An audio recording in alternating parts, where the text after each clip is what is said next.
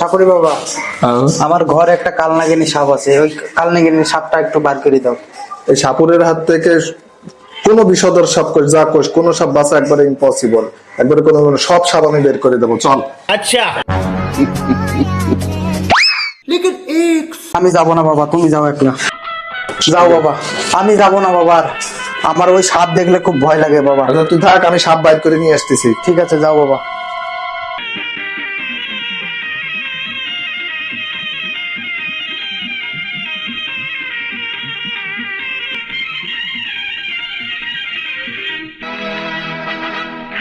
কে রে সেমরা, তোর ঘরে তো কোনো সাপ পেলাম না, দেখলাম তো তোর বউ বসে রয়েছে।